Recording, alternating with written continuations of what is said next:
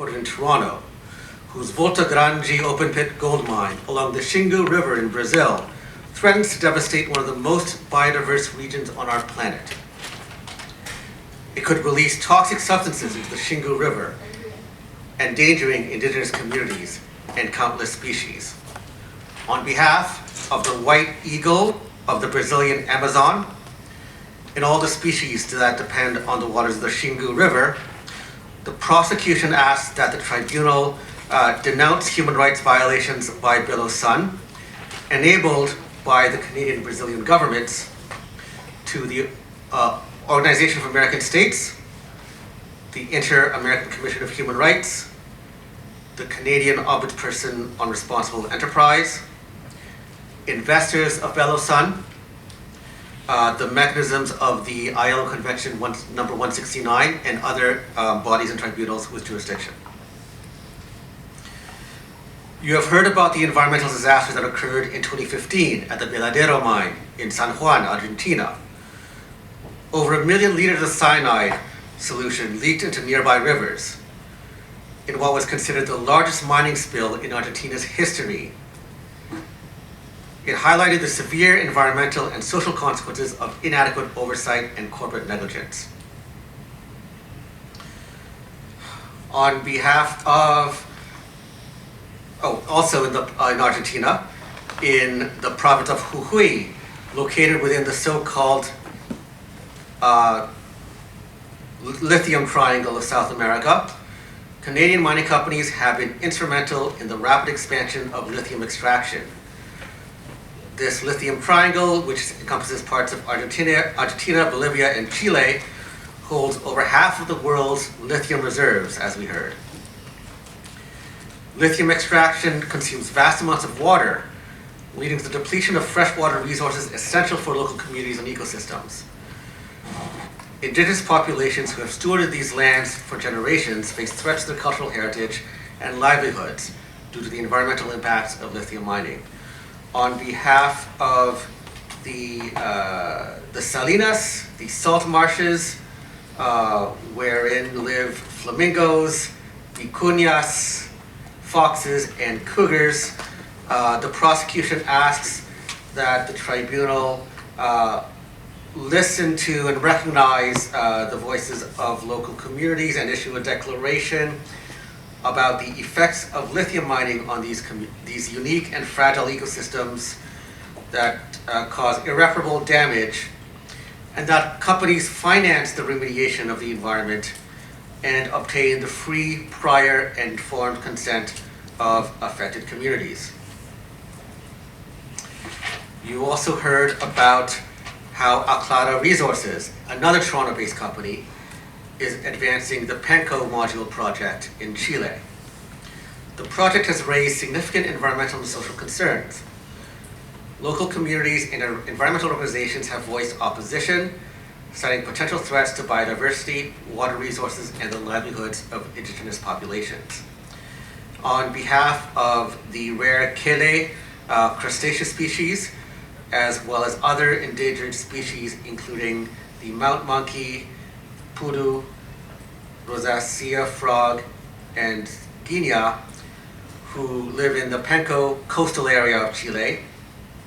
The prosecution asks that the tribunal asks the Canadian government to take responsibility for remediating these impacts, and that the Chilean government protect the lands and the forests. You also heard about the impacts of uranium mining on indigenous communities in northern Saskatchewan here in Canada.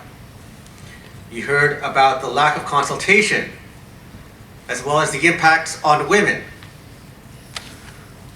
where the attitudes of these mining companies towards women from local communities mirrors the rapacity with which they've treated the earth.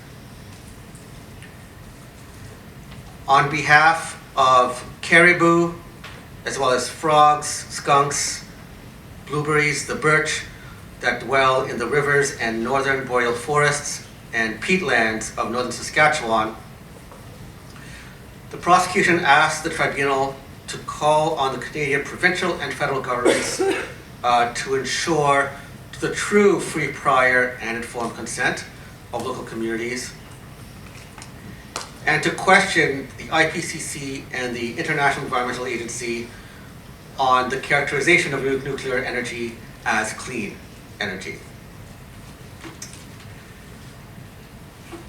You also heard about the case of the Paramo of Quimsacocha, where Dundee Precious Metals is attempting to establish a gold mine. This high-altitude wetland is not only a biodiversity hotspot, but also supplies fresh water to tens of thousands of people. Mining here risks arsenic contamination and irreversible damage to local watersheds. Canadian mining has also polluted Ecuador's Amazon rainforest, one of the most vital ecosystems for global climate regulation. Companies like Silvercorp Metals and Salazar Resources are advancing copper projects in Bolivar and Cotopaxi, threatening key agricultural lands and watersheds, all while falsely marketing their extractive activities as solutions to the climate crisis. You've also heard about the proposed free trade agreement between Canada and Ecuador, yet another tool designed to entrench and expand the harmful practices that cause all these violations. Under this agreement, foreign investment in mining will be prioritized, exacerbating socio-environmental conflicts, human rights violations, and the militarization of indigenous and rural territories. Those who dare to resist will face heightened threats, intimidation, and violence.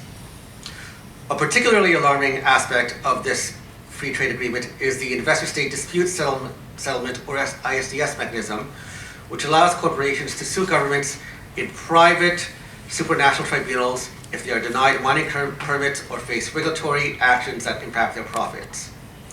Ecuadorians have already spoken against this system, rejecting it in a 2024 constitutional referendum, yet Canada continues to push for its inclusion.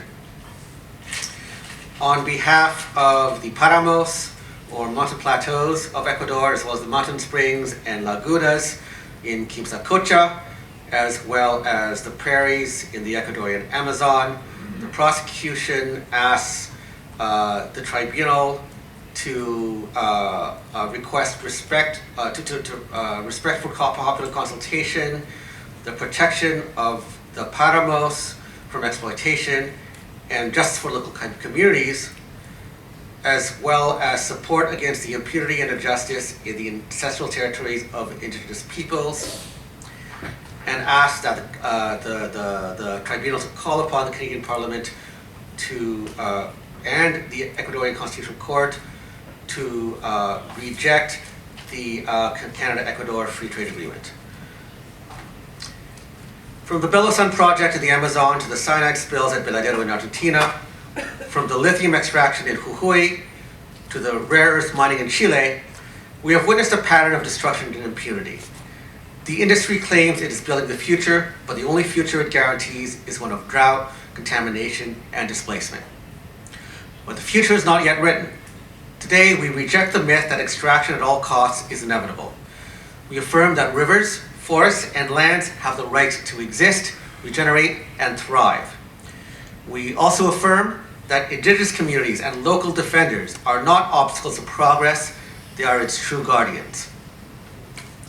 The tribunal is not just a mode of judgment, it's a call to action. We call on governments to break their ties to an industry that thrives on destruction. We call on corporations to be held accountable for the harm they have caused. And most importantly, we call on the world to recognize that the age of extraction must give way to an era of restoration, regeneration, and respect. The earth does not belong to us. We belong to the earth. And today, we have spoken in its defense. Now, honorable members of the tribunal, justice must follow. Thank you.